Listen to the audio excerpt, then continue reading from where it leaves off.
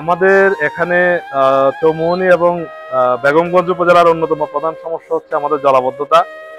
গত বছরও জলাবদ্ধতায় অনেক মানুষ আক্রান্ত হয়েছে, এবারও সামান্য বৃষ্টিতে মানুষ পানিবন্দী হয়ে গিয়েছিল।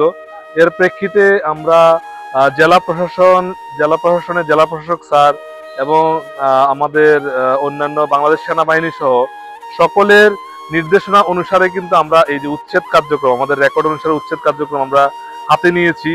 এই উচ্ছেদ কার্যক্রম করার উদ্দেশ্য হচ্ছে আমরা স্থায়ীভাবে আমাদের এই জলাবদ্ধতার সমস্যার সমাধান করতে চাই।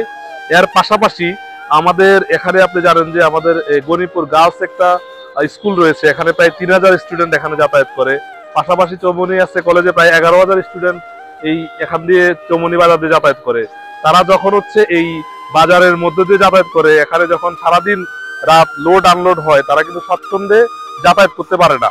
তো আমরা যেটা চাচ্ছি যে আমাদের রেকর্ড অনুসারে খালটা আমরা আরো প্রশস্ত করব খাল খননের মাধ্যমে। এর পাশাপাশি আমাদের যেই হচ্ছে কিছু জায়গা আমরা রাখবো, এই জায়গাটা ওয়াকওয়ে বানাবো, যাতে হচ্ছে আমাদের এই গার্লস স্কুলের যে মেয়েরা রয়েছে এবং চৌমুহনী সরকারি কলেজের এসএ কলেজের যে মেয়েরা রয়েছে, তারা যাতে স্বাচ্ছন্দ্যে তাদের কলেজ এবং স্কুলে যাতায়াত করতে পারে, এটা আমাদের পরিকল্পনা রয়েছে।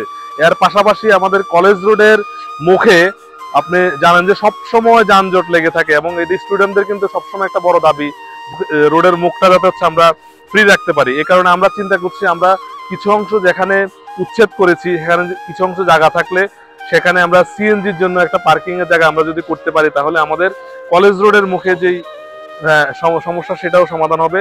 এর পাশাপাশি আমাদের অবৈধ স্থাপনাগুলো যাতে আর ভবিষ্যতে কখনো উঠতে না পারে, এ কারণে আমরা হচ্ছে খালটা আরো খনন করে আরো বড় করে দিব।